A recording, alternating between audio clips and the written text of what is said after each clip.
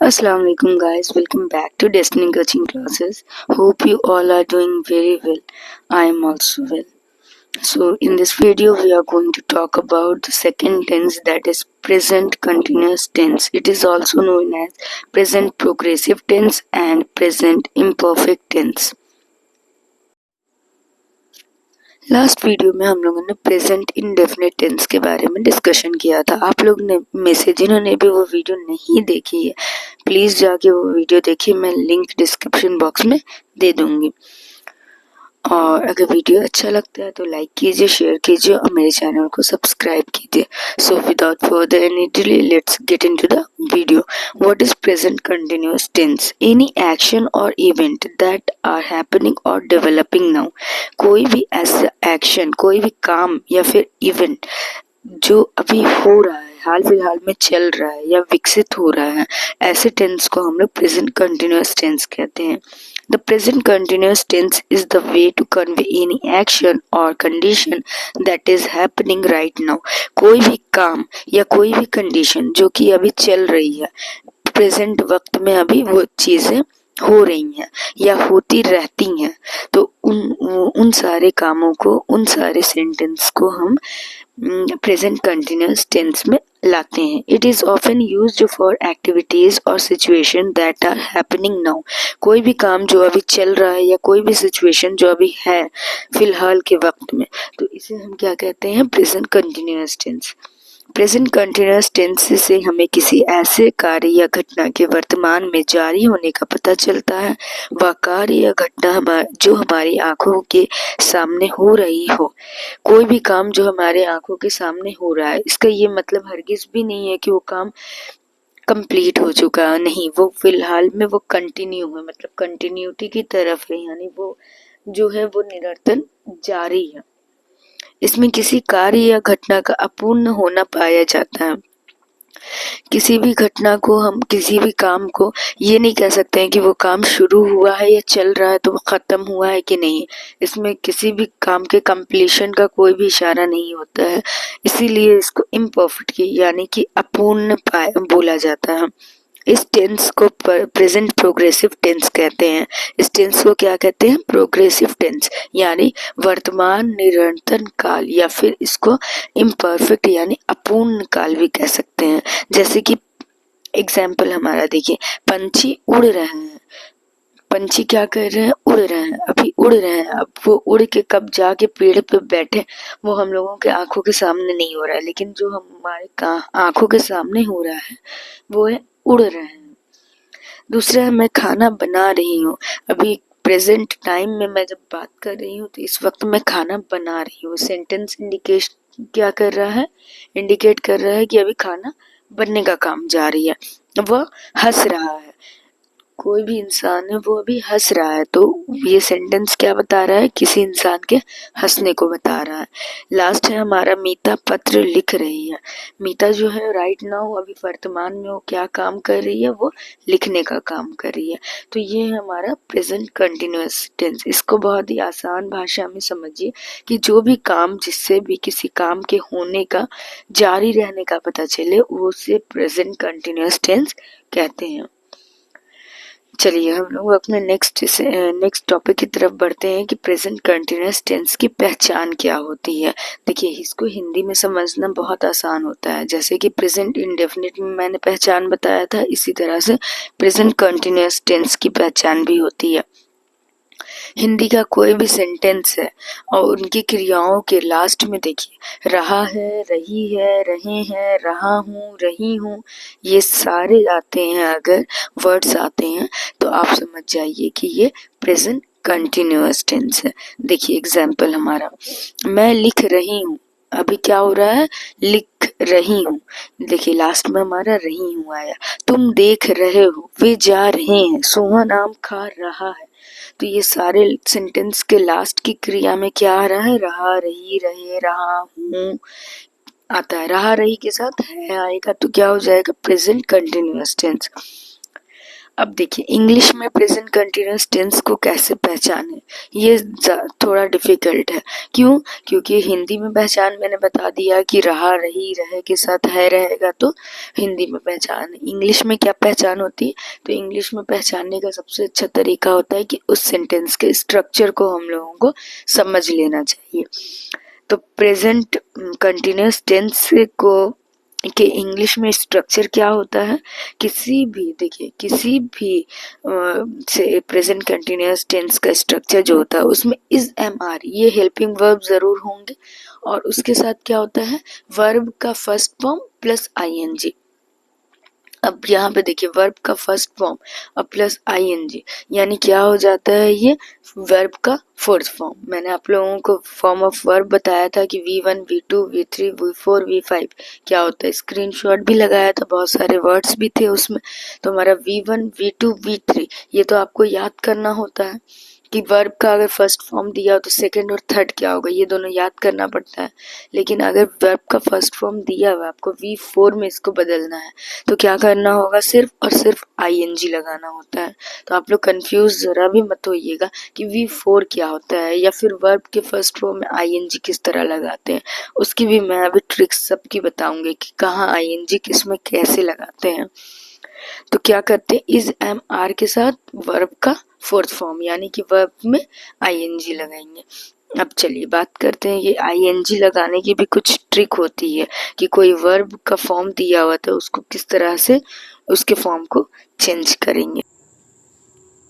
देखिए अब हम लोग बात करते हैं कि वर्ब की फर्स्ट फॉर्म में आईएनजी का क्या मतलब होता है। वर्ब की फर्स्ट फॉर्म में आईएनजी का मतलब होता है कि जो आपका बेस फॉर्म है वर्ब का उसमें हम आईएनजी लगाते हैं। जैसे रन है तो रनिंग हो जाएगा, गो है तो गोइंग हो जाएगा, कम है तो कमिंग हो जाएगा।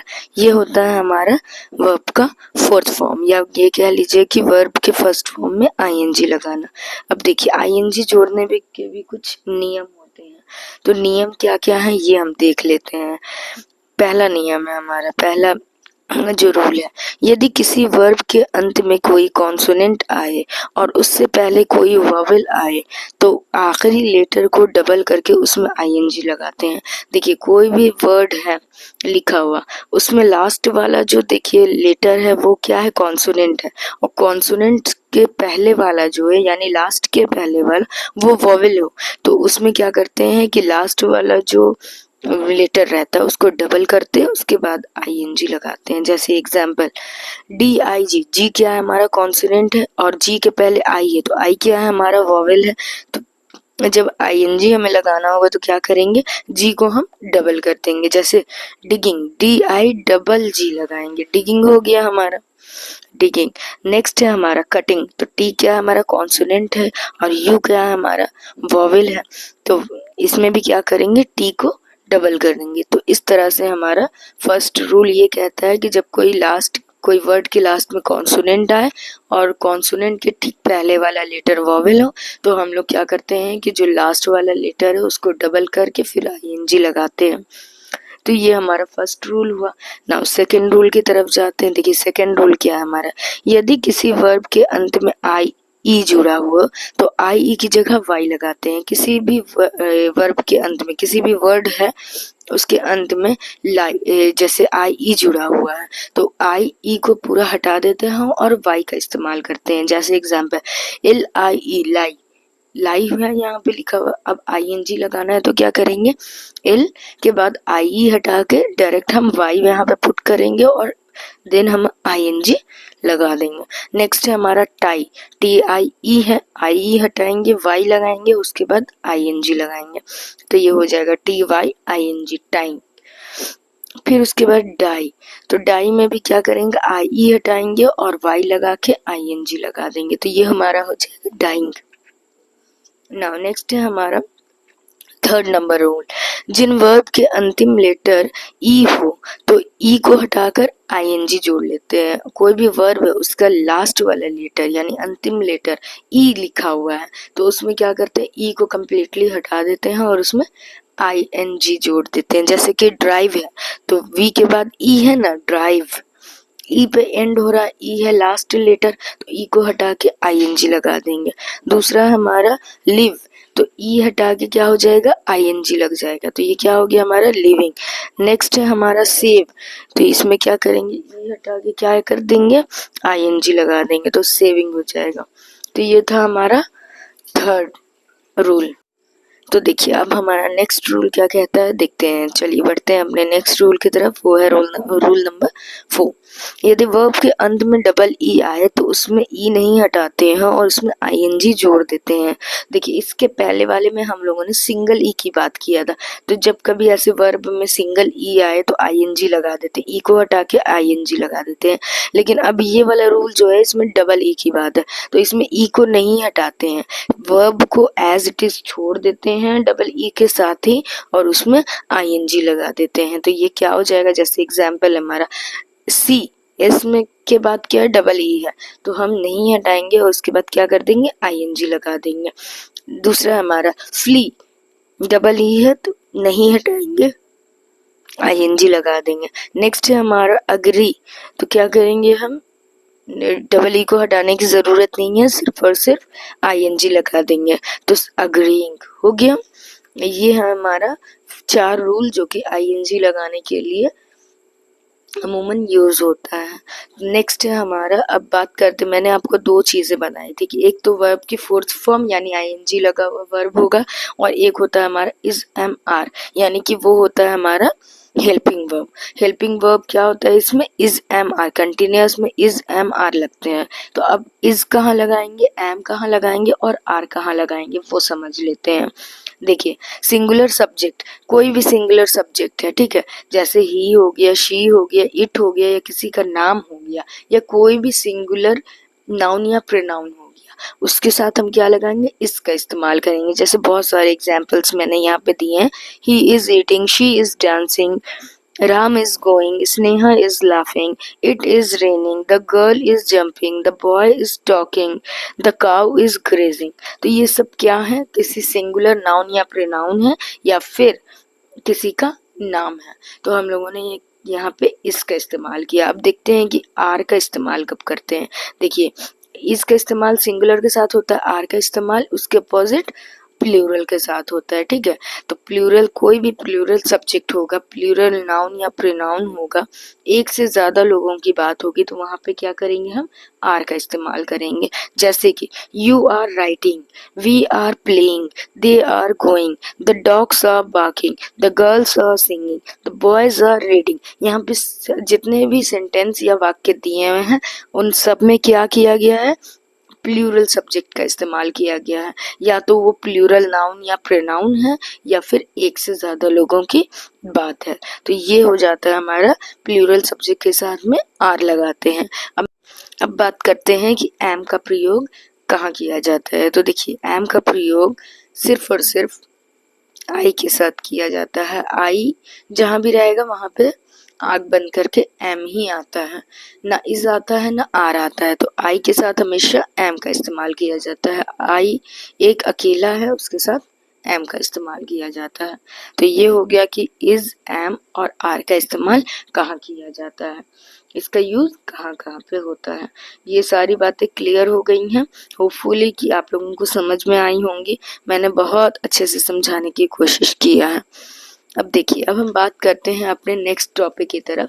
मेन जो होता है कि एक सेंटेंस का स्ट्रक्चर क्या होता है। जब हमें इंग्लिश में कोई भी ट्रांसलेशन करना है, हिंदी का तो पहचान आपको समझ में आ गई, लेकिन इंग्लिश में बनाने के लिए हमें उसके सेंटेंस के स्ट्रक्चर को पता होना चाहिए। तो जब तक सेंटेंस का स्ट्रक्चर नहीं पता होगा तो हम कुछ कर ही नहीं सकते हैं। तो चलिए हम लोग बढ़ते हैं अपने स्ट्रक्चर की तरफ। तो हमारा पहला सेंटेंस जो होता है अफर्मेटिव यानी सकारात्मक सेंटेंस जो होता है या वाक्य जो होता है उसकी तरफ।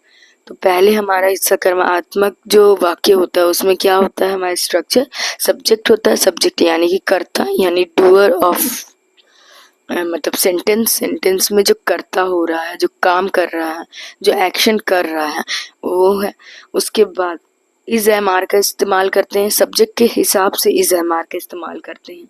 उसके बाद हम V4 का मतलब क्या हुआ कि V1 के फॉर्म में ING लगा देते हैं। मैंने यहाँ पे एक्सप्लेन भी कर दिया है।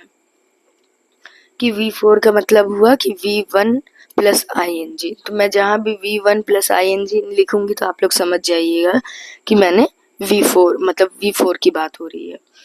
उसके बाद क्या करते हैं, ऑब्जेक्ट लिखते हैं और नेक्स्ट हमारा होता है ऑब्जेक्ट के बाद भी अगर कोई वर्ड है यानी अदर वर्ड्स है तो वो आते हैं। देखिए सब्जेक्ट आता है, इज एम आर होता है, फिर V4 होता है, ऑब्जेक्ट आता है एंड देन अदर वर्ड्स होते हैं। देखिए एग्जाम्पल है, वो अपने गांव जा रहा है।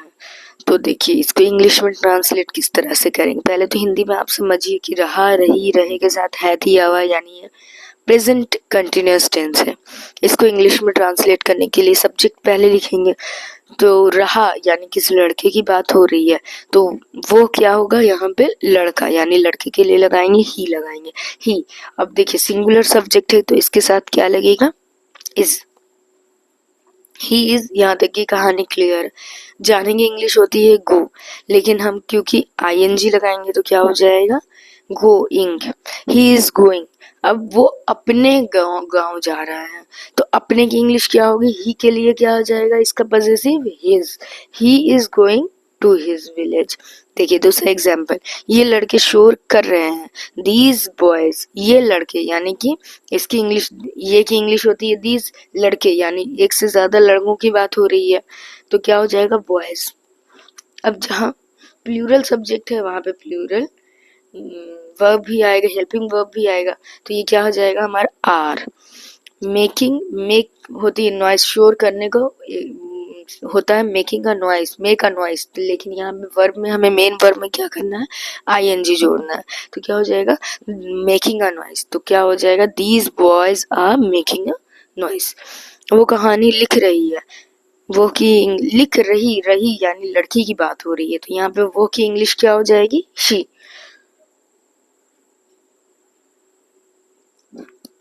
अब देखिए she is writing a story, लिखने की इंग्लिश होती है राइटिंग अ स्टोरी। गाय घास खा रही है, सिर्फ एक गाय की बात हो रही है तो गाय एक सिंगुलर सब्जेक्ट है, एक गाय की अगर बात हो रही है तो ये क्या हो जाएगा, the cow is eating the grass. तुम गणित के प्रश्न हल कर रहे हो, you are solving the questions of mathematics.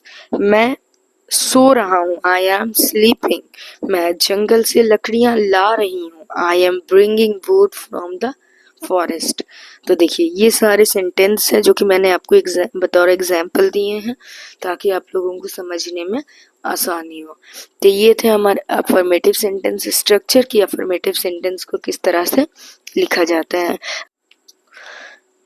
देखिए negative sentence structure present continuous का क्या होता है समझते हैं। सब चीज सेम रहती है, पहले सब्जेक्ट आएगा, उसके बाद सब्जेक्ट के अकॉर्डिंग इज एम आर आएगा, उसके जस्ट बाद में हमें जब निगेटिव सेंटेंस में नॉट है तो हम वर्ब में हेल्पिंग वर्ब के तुरंत बाद यानी हेल्पिंग वर्ब के बाद और मेन वर्ब से पहले इन दोनों के बीच में नॉट का इस्तेमाल करते हैं। इससे पहले भी मैंने बताया था कि कभी भी सेंटेंस में अगर नॉट आए तो उसकी प्लेस फिक्स होती है, उसको हम थर्ड प्लेस पे लिख देते हैं नॉट को। तो यहाँ भी काउंट कर लीजिए आप लोग, पहले सब्जेक्ट है, उसके बाद इज एम आर है एंड देन नॉट हम लोग यहाँ लगाते हैं, उसके बाद वर्ब की फोर्थ फॉर्म।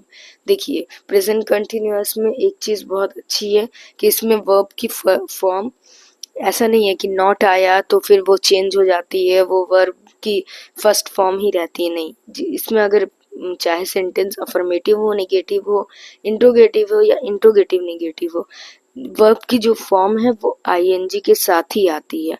तो इसमें कोई भी कंफ्यूजन नहीं होना चाहिए आप लोगों को। तो अब क्या हो जाता है हमारा subject plus is am are, then हमारा नॉट जो रहता है वो आता है, उसके बाद वर्ब की फोर्थ फॉर्म आती है, उसके बाद ऑब्जेक्ट या फिर उसके ऑब्जेक्ट के बाद भी अगर कोई अदर वर्ड्स हैं तो वो आते हैं। देखिए मैंने OW यहाँ लिखा है तो उसका मतलब सिर्फ और सिर्फ ये होता है अदर वर्ड्स, यहाँ पे नहीं हट रहा था तो मैंने OW लिख दिया शॉर्टकट में। तो देखिए एक एग्जाम्पल हम लोग समझते हैं, बच्चे सड़क पर नहीं दौड़ रहे हैं, यहाँ पर नहीं का इस्तेमाल हुआ है यानी कि ये निगेटिव सेंटेंस है। और लास्ट में देखिए रहे हैं यानी कि ये प्रेजेंट कंटिन्यूअस टेंस है। तो देखिए यहाँ पे क्या होगा, बच्चे यानी कि चिल्ड्रन, चिल्ड्रन जो है वो प्लूरल है तो उसके साथ आर और उसके बाद हमारा सीधे नॉट आ जाएगा। तो चिल्ड्रन आर नॉट यहाँ तक क्लियर है। उसके बाद दौड़ने की इंग्लिश होती है रन, उसके साथ आईएनजी लगाएंगे तो क्या हो जाएगा हमारा रनिंग। यहाँ पे क्या करेंगे, एन को डबल कर देंगे, यानी एन जो लेटर है उसको डबल क्यों करेंगे, क्योंकि कॉन्सोनेंट है एन और उसके पहले वॉवेल आया हुआ है। तो हम लोग क्या करते हैं कि जो भी आखिरी का लेटर होता है उसको डबल कर देते हैं। Running on the road, road सड़क पर दौड़ना यानी on the road. Children are not running on the road. Next है हमारा रसोई में खाना नहीं पका रही है। अब रही है के हिसाब से क्या करेंगे, कोई लड़की की बात हो रही है तो वह के लिए शी लिखेंगे, शी के साथ हमेशा इज़ आता है, शी इज़, और उसके डायरेक्ट बाद में हम नॉट लिख देंगे। खाना पकाने की इंग्लिश होती है कुक, आईएनजी लगाएंगे तो कुकिंग हो जाएगा। The food in the kitchen, she is not cooking the food in the kitchen, ये हो जाएगा हमारा नेगेटिव सेंटेंस। किसान फसल नहीं काट रहे हैं, एक किसान की बात नहीं हो रही है, यहाँ पे एक से ज़्यादा इंसान की बात हो रही है। तो यहाँ पे क्या हो जाएगा, द फार्मर्स आर नॉट, और काटने की इंग्लिश क्या होती है रीपिंग, और फसल की इंग्लिश होती है क्रॉप। तो क्या हो जाएगा, the farmers are not reaping the crops. तो ये हो गया हमारा नेगेटिव सेंटेंस। नाउ नेक्स्ट है, कुछ लोग उसे गाली नहीं दे रहे हैं। ठीक है, तो ये देखिए कुछ लोग यानी कि थोड़े लोगों की बात हो रही है, सम पीपल, लेकिन है तो एक से ज्यादा ही। तो ये क्या हो जाएगा, प्लूरल है तो प्लूरल के साथ आर लगेगा। सम पीपल आर, आर के तुरंत बाद नॉट लग जाएगा। और गाली देने को बोलते हैं अब्यूज, लेकिन हम आईएनजी लगाएंगे तो क्या हो जाएगा, अब्यूज की स्पेलिंग होती है ABUSE, ई हटा देंगे और क्या हो जाएगा, आईएनजी आ जाएगा। तो अब्यूजिंग हिम, हिम या हर कुछ भी कर सकते हैं, क्योंकि यहाँ पे कोई भी जेंडर को रिवील नहीं किया है कि वो लड़की के बारे में बात कर रहा है कि लड़के के बारे में। तो सेंटेंस हमारा बनेगा, some people are not abusing him. मैं कल मुंबई नहीं जा रहा हूँ, तो क्या हो जाएगा, मैं के साथ हमेशा, आई के साथ हमेशा एम का इस्तेमाल होता है, तो आई एम नॉट। यहाँ तक की कहानी क्लियर है। जाने की इंग्लिश होती है going, Mumbai to Mumbai, tomorrow कल की इंग्लिश होती है टुमारो। तो सेंटेंस देखिए किस तरह से व्यवस्थित करना है, अरेंज करना है, ऐसे समझते हैं। I am not going to Mumbai tomorrow, ये हो गया हमारा। अब मैं इस शहर में नहीं रह रहा हूँ, अब मैं इस शहर में नहीं रह रहा हूँ। ठीक है, पहले तो इसकी इंग्लिश बनाते, मैं इस शहर में नहीं रह रहा हूँ। आई एम नॉट, आई के साथ आता है एम, एम के बाद तुरंत आ जाएगा नॉट के लिए नहीं, नहीं के लिए नॉट, सॉरी। उसके बाद रहने की इंग्लिश होती है लिव, तो ई हटा देंगे, आईएनजी लगाएंगे तो living in this city any more, अब मैं नहीं रह रहा हूँ ना, तो एनी मोर सिंपल है ये सेंटेंस। अगर हाँ, अगर इसको थोड़ा और एडवांस मोड में, थोड़ा सा अप लेवल पे आप लिखना चाहें तो इसको ऐसे भी लिख सकते हैं, I am no longer living in this city. ठीक है, इसमें कोई ये नहीं है कि पहला वाला गलत है दूसरा वाला सही है, या दूसरा वाला गलत है पहला वाला सही, दोनों ही अपने जगह पे सही है, और दोनों में से आप कोई भी लिखिएगा तो सही होगा। यहाँ ये थोड़ा सा एडवांस मोड है कि यहाँ पे आई एम के बाद नॉट नो लिखे, और अब मैं चूंकि नहीं रह रहा हूँ तो उसको थोड़ा सा एक मॉडिफिकेशन करेंगे जब उस सेंटेंस में, तो हम क्या कर देंगे, I am no longer living in this city. तो ये हो गया हमारा नेगेटिव सेंटेंस का पूरा स्ट्रक्चर विथ एग्जाम्पल। मैं एक एक एग्जाम्पल इसीलिए आप लोग को दे रही हूँ ताकि आप लोगों को हर एक चीज समझ में आ जाए। चलिए अब बात करते हैं हम अपने नेक्स्ट स्ट्रक्चर की, जो कि होता है इंट्रोगेटिव, यानी कि प्रश्न, जब क्या से पूछने वाला प्रश्न हो। ठीक है, तो वहां पे हम लोग किस तरह से सेंटेंस स्ट्रक्चर होता है या किस तरह से ट्रांसलेट करते हैं। तो हमारा सेंटेंस स्ट्रक्चर कुछ इस प्रकार से होता है। देखिए, पहले तो हम हेल्पिंग वर्ब को आगे करते हैं, यानी कि हमारा helping verb is am are होता है प्रेजेंट कंटिन्यूअस का, तो इज एम आर को सब्जेक्ट के अकॉर्डिंग आगे करेंगे। ठीक, उसके बाद सब्जेक्ट हमारा आता है, उसके बाद हमारा V1 प्लस ING यानी V4 आता है हमारा, उसके बाद ऑब्जेक्ट आता है, फिर हमारा अदर वर्ड्स आता है, एंड लास्ट में हमारा क्वेश्चन मार्क आता है। तो ये है हमारा पूरा सेंटेंस स्ट्रक्चर। इंट्रोगेटिव, इंट्रोगेटिव भी दो तरह के होते हैं। देखिए, एक तो होते हैं यस नो टाइप, यानी क्या उसने ये किया, क्या लड़का, जैसे एग्जाम्पल यहाँ है ना, क्या लड़का रो रहा है, क्या बच्चे शोर कर रहे हैं, क्या तुम परीक्षा की तैयारी कर रहे हो, यस नो टाइप वाला। ठीक है, और दूसरा हमारा WH वर्ड, यानी बीच में कहीं एक क्वेश्चन वाला होगा, तो उसके बारे में मैं इसके बाद डिस्कस करूंगी। पहले इसको समझ लेते हैं। जब यस नो टाइप क्वेश्चन आएगा तब क्या करेंगे। तो इसका फॉर्मेट हमने समझ लिया कि इसका स्ट्रक्चर इस तरह से होता है, इज एम आर, उसके बाद सब्जेक्ट, फिर प्लस वी फोर, उसके बाद ऑब्जेक्ट, और जो भी हमारा अदर वर्ड्स होगा उसके बाद करेंगे, और लास्ट में हम लगा देंगे क्वेश्चन मार्क। तो चलिए जल्दी से एग्जाम्पल देख लेते हैं। क्या लड़का रो रहा है? Is the boy crying? लड़का, एक लड़के की बात हो रही है, तो लड़के के हिसाब से क्या लगेगा, सब्जेक्ट हमारा लड़का है तो लड़के के हिसाब से इज लगेगा। इज द बॉय, रोने की इंग्लिश होती है क्राइंग या वीपिंग, तो क्राइंग भी लिख सकते हैं, वीपिंग भी लिख सकते हैं, आपकी मर्जी, ठीक है। इज द बॉय क्राइंग, और लास्ट में हमारा क्वेश्चन मार्क। क्या बच्चे शोर कर रहे हैं? Are the children making a noise? यहाँ पे बच्चे की बात हो रही, ज्यादा बच्चे हैं तो बच्चों के हिसाब से क्या होगा हमारा, इज एम आर में से क्या लगेगा, हेल्पिंग वर्ब आर लगेगा। Are the children making a noise? क्या तुम परीक्षा की तैयारी कर रहे हो? तुम, यू के साथ हमेशा आर ही लगता है। यू एक प्लूरल सब्जेक्ट है, उसके साथ प्लूरल हेल्पिंग वर्ब लगा है, तो यू के साथ आर लगेगा, तो क्या हो जाएगा, आर यू प्रिपेयर होता है, उसके साथ आईएनजी लगाएंगे, ई हटाएंगे, आईएनजी लगा देंगे, for an examination. Are you preparing for an examination? क्या लोग उसकी प्रशंसा कर रहे हैं? लोग यानी पीपल की बात हो रही है। पीपल एक इंसान तो होता नहीं है, ज्यादा होते हैं, तो उसके साथ क्या लगेगा, प्लूरल यानी आर लगेगा। Are the people praising? प्रशंसा की इंग्लिश होती है प्रेज, लेकिन हम चूंकि आईएनजी लगाएंगे तो क्या करेंगे, PRAISE, ई को हटा देंगे, आईएनजी लगाएंगे, तो प्रेजिंग हिम। क्या लोग उसकी प्रशंसा कर रहे हैं? तो उसके पॉजिटिव केस में उसके लिए हिम या हर कुछ भी लगा सकते हैं। यहाँ पे कोई जेंडर का कोई भी बाउंडेशन नहीं है कि आप हिम लगाइए चाहे हर लगाइए, कोई भी कुछ भी आप फ्री हैं, आप जो चाहें वो लगा सकते हैं। और द पीपल प्रेजिंग हिम और हर। क्या वे टेंस सीख रहे हैं?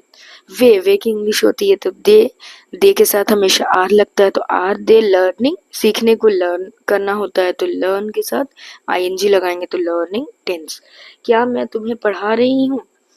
यस, तो क्या होता है हमारा, एम क्यों क्यों लगाएंगे, क्यों, क्योंकि मैं के लिए हमेशा आई के लिए हमेशा एम लगता है, आई के सामने, तो एम आई। और पढ़ाने की इंग्लिश होती है टीचिंग यू। क्या मैं तुम्हें पढ़ा रही हूँ, तो तुम्हें के लिए लग जाएगा यहाँ पे pronoun you. Am I teaching you, और लास्ट में हाँ क्वेश्चन मार्क जरूर लगाइए, क्योंकि क्वेश्चन मार्क नहीं लगाइएगा तो ये इंट्रोगेटिव सेंटेंस है, गलत हो जाएगा। चलिए अब हम बात करते हैं, जो मैंने दो केस बताए थे ना कि एक आते हैं इंट्रोगेटिव सेंटेंस में यस नो टाइप क्वेश्चन आते हैं, और एक वाकई में जो WH वर्ड्स वाले होते हैं वो आते हैं, तो उसके बारे में जरा सा देख लेते हैं हम लोग। देखिए उसका फॉर्मेट भी एकदम सेम होता है, इसी की तरह होता है, इंट्रोगेटिव की तरह, लेकिन जो हमारे WH वर्ड है जो कि बीच में आते हैं, ठीक है। जैसे एक एग्जाम्पल, तुम कहाँ जा रहे हो? यहाँ पे ये नहीं बोला है कि क्या तुम जा रहे हो, ये नहीं बोला, बोला तुम कहाँ जा रहे हो, बीच में, ये वाकई में एक क्वेश्चन, ठीक है। तो यहाँ पे क्या किया हमने, WH वर्ड जो भी आएगा वो हम पहले लिखेंगे, उसके बाद जो हमारा इंट्रोगेटिव का फॉर्मेट रहता है, जो भी स्ट्रक्चर रहता है उसको हम एज इट इज छोड़ देते हैं। जैसे हमने WH वर्ड लिखा, उसके बाद इज एम आर लिखेंगे, उसके बाद सब्जेक्ट लिखेंगे, उसके बाद वर्ब की फोर्थ फॉर्म लिखेंगे, उसके बाद ऑब्जेक्ट लिखेंगे, उसके बाद जो भी अदर वर्ड्स होते हैं वो लिख के, और लास्ट में हमारा क्वेश्चन मार्क। तो देखिए जल्दी से एक एग्जाम्पल देख लेते हैं। तुम कहाँ जा रहे हो? तो ये कहाँ की इंग्लिश होती है वेयर, तो सबसे पहले तो वेयर लिखेंगे, उसके बाद तुम के लिए क्या कौन लगता है, यू, तो यू के साथ हमेशा आर लगता है, तो वेयर के बाद क्या करेंगे, आर लगाएंगे, आर, उसके बाद यू, और जाने की इंग्लिश होती है गो, और उसके साथ आईएनजी लगेंगे तो going, where are you going, और लास्ट में हमारा क्वेश्चन मार्क। वे क्या कर रहे हैं? क्या की इंग्लिश होती है वॉट सबसे पहले लिखेंगे, और वे दे होता है, इसकी इंग्लिश दे के साथ हमेशा आर लगता है, तो वॉट के बाद सीधे हम आर लगाएंगे, उसके बाद दे लिखेंगे, और करने को बोलते हैं डू, लेकिन हम आईएनजी लगाएंगे तो क्या हो जाएगा, doing. What are they doing? वो वे किसे ढूंढ रहे हैं, किसे की इंग्लिश होती है ये whom, ठीक है। तो क्या हो जाएगा whom, और वे की इंग्लिश होती है दे, दे के साथ हमेशा आर लगता है, तो whom are they searching। Now next है हमारा वह किसे बुला रहा है, तो किसे की इंग्लिश होती है whom, और वो के लिए ही लगाएंगे या शी लगाएंगे, रहा है लेकिन है, तो क्या क्या करेंगे यहाँ पे हम ही लगाएंगे। तो whom ही के लिए हमेशा इज लगता है, whom इज ही, और बुलाने की इंग्लिश होती है कॉल, उसमें ing लगाएंगे तो calling, whom is he calling. या ये सेंटेंस को इस तरह भी लिख सकते हैं, who इज ही कॉलिंग, वो किसे बुला रहा है, ठीक है, वो कौन को बुला रहा है, तो ये हो जाएगा हु इज ही कॉलिंग, या तो फिर दूसरा लिख दीजिए whom इज ही कॉलिंग। दोनों ही तरह से सेंटेंस बिल्कुल सही है। देखिए हमारा नेक्स्ट है वे इस नए घर को क्यों बेच रहे हैं।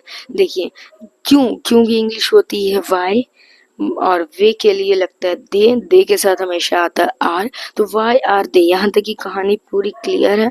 और बेचने को बोलते हैं सेल, ing लगाएंगे तो सेलिंग दिस न्यू हाउस, नए घर को, दिस इस नए घर को यानी दिस न्यू हाउस, और लास्ट में हमारा क्वेश्चन मार्क। तो ये हो गया हमारा WH वाला जो इंट्रोगेटिव सेंटेंस आता है इसका स्ट्रक्चर। चलिए हम बात करते हैं अब इंट्रोगेटिव निगेटिव सेंटेंस। तो मैंने आप लोगों को बताया कि इंट्रोगेटिव दो तरह के होते हैं, एक होते हैं हमारे WH वाले इंट्रोगेटिव, एक होते हैं यस नो टाइप वाले क्वेश्चन। तो पहले देखते हैं यस नो टाइप वाले क्वेश्चन अगर आते हैं और उसके साथ नॉट कहीं पे लिखा हुआ है तो उसे किस तरह से उसका स्ट्रक्चर होता है। तो इसमें बहुत सिंपल है, पहले तो हम देखेंगे कि इज एम आर आता है हमारा, उसके बाद सब्जेक्ट आता है और सब्जेक्ट के तुरंत बाद यानी थर्ड प्लेस में हमारा नॉट आ जाता है। इज एम आर के बाद सब्जेक्ट, सब्जेक्ट के बाद नॉट, नॉट के बाद V4 या V1 के फॉर्म में ing, उसके बाद ऑब्जेक्ट, उसके बाद अदर वर्ड्स एंड लास्ट में हमारा क्वेश्चन मार्क। जैसे एक एग्जाम्पल है हमारा, क्या तुम उसकी मदद नहीं कर रहे हो। तुम की इंग्लिश होती है यू के साथ आता है आर, तो आर यू, उसके बाद थर्ड प्लेस में हमारा not, are you not helping, मदद करने को हेल्प, ing लगाएंगे तो हेल्पिंग हिम और हर, उसकी, तो हो जाएगा हिम और हर, कुछ भी लगा सकते हैं। क्या वे मैदान में नहीं खेल रहे हैं, are they not playing in the field, वही चीज है, नॉट कहाँ पे रहेगा, थर्ड प्लेस पे रहेगा। क्या शिकारी शिकार नहीं कर रहा है, शिकारी की इंग्लिश होती है हंटर, ठीक है, तो क्या हो जाएगा हंटर, किसी एक शिकारी की बात हो रही है तो is the Hunter not hunting. क्या वह कानपुर से वापस नहीं आ रहा है, तो क्या हो जाएगा हमारा is he not coming back from Kanpur. Coming back मतलब वापस आना, रिटर्न भी कर सकते हैं लेकिन कमिंग बैक मतलब वापस आना, दोनों की इंग्लिश होती है, तो हो जाता है हमारा coming back from Kanpur, Kanpur से वापस आना, coming back from Kanpur, is he not coming back from Kanpur. देखिए अब हम आते हैं, बात करते हैं जब हमारे पास WH वर्ड्स वाले इंट्रोगेटिव होते हैं और उसके साथ नॉट लगा हुआ आता है तो उसे किस तरह से सॉल्व करेंगे। तो सबसे पहले हम लोग क्या करते हैं, WH वर्ड लिखते हैं, उसका स्ट्रक्चर कैसा होता है। तो WH वर्ड होता है, उसके बाद हमारा इज एम आर जो भी लगेगा सब्जेक्ट के अकॉर्डिंग वो होता है, उसके बाद हमारा सब्जेक्ट आता है एंड देन हमारा नॉट आता है। सेम चीज रहती है, बस WH वर्ड को सबसे पहले लिखना रहता है। उसके बाद नॉट के बाद V4 होता है हमारा, फिर ऑब्जेक्ट होता है, फिर अदर वर्ड्स जो भी होते हैं वो होता है। तो देखिए इसका एग्जाम्पल देखिए, वो आज विद्यालय क्यों नहीं जा रही है, वो आज विद्यालय क्यों नहीं जा रही। सबसे पहले तो क्यों को पिक करेंगे, क्यों की इंग्लिश होती है वाई, और वो यानी लड़की की बात हो रही है, यहाँ से पहचानिए रही है, किसी लड़की की बात हो रही है तो लड़की के साथ हमेशा इज लगता है यानी शी लगता है, वो शी है, शी के साथ इज लगेगा। Why is she not going to school today, मैंने क्या बोला, नॉट को कब लगाएंगे हम, सब्जेक्ट के तुरंत बाद। तो यहाँ पे प्लेस थोड़ी चेंज हो गई है, WH वर्ड्स जब रहते हैं तो सबसे पहले उसको लिखते हैं, उसके बाद हेल्पिंग वर्ब को, उसके बाद सब्जेक्ट को एंड देन हमारा जो भी नेगेटिव रहता है नॉट वो लिखते हैं, उसके बाद हमारा वो मेन वर्ब, फिर ऑब्जेक्ट, फिर अदर वर्ड्स आते हैं। नेक्स्ट है हमारा एग्जाम्पल, तुम उसे अंदर क्यों नहीं बुला रहे हो। तो सबसे पहले देखेंगे कि क्यों की इंग्लिश होती है वाई। तो वाई सबसे पहले हम लिखेंगे। उसके बाद हेल्पिंग वर्ब किसके हिसाब से लगता है, सब्जेक्ट के हिसाब से। सब्जेक्ट है तुम, तो तुम की इंग्लिश होती है यू की के साथ हमेशा आर लगता है, तो वाई के बाद सीधे हम आर लगा देंगे। आर के बाद यू के बाद नॉट, क्योंकि यहाँ पे नहीं दिया हुआ है। इतना यहाँ तक हो गया हमारा सेंटेंस। उसके बाद बुलाने की इंग्लिश होती है कॉलिंग या फिर इनवाइटिंग, और उसके बाद अंदर बुलाना यानी कि तुम उससे हिम या हर कुछ भी लगा सकते हैं। तो मैंने हिम लगाया, हिम, और अंदर बुलाना यानी इन। तो सेंटेंस हमारा पूरा ऐसे बनेगा, why are you not calling him in या इनवाइटिंग हिम इन। तो ये हो जाएगा हमारा सेंटेंस। नाउ नेक्स्ट हमारा, तुम्हारे दादाजी क्यों नहीं टहल रहे हैं। तो क्या होगा हमारा, अब यहाँ पे देखिए आप लोगों को थोड़ा सा और एक्सप्लेन करने के लिए मैंने यहाँ पे तुम्हारे दादाजी लिखा है। अब आप लोग बोलिएगा कि तुम्हारे तुम है तो वहाँ पे आर लगना चाहिए, नहीं, दादाजी की बात हो रही, सिर्फ एक इंसान की बात हो रही है। तुम्हारे बोल रहे हैं ना, वो पॉजेसिव प्रोनाउन में हो गया। तो यहाँ पे क्या हो जाएगा, तुम्हारे दादाजी यानी योर ग्रैंडफादर। योर ग्रैंडफादर का ये मतलब नहीं है कि उसके साथ आर लगे, उसके साथ इज ही लगेगा, क्योंकि एक सिंगल है, ये एक सिंगुलर ही सब्जेक्ट है। तो यहाँ पे क्या हो जाएगा, क्योंकि इंग्लिश होती है why is your grandfather not walking. टहलने की इंग्लिश होती है वॉक, तो उसके साथ आईएनजी लगाएंगे तो क्या हो जाएगा, walking. Why is your grandfather not walking. तो ये हो जाता है हमारा इंट्रोगेटिव नेगेटिव सेंटेंस का स्ट्रक्चर, जो कि WH वाला भी मैंने बता दिया, WH वर्ड्स वाला और यस नो टाइप वाला। तो आप लोगों के लिए आज के वीडियो में सिर्फ इतना ही। अगर वीडियो अच्छा लगता है तो इसे ज़रूर लाइक कीजिए, शेयर कीजिए और मेरे चैनल को सब्सक्राइब कीजिए। तब तक के लिए अपना ख्याल रखिए। अल्लाह हाफिज़।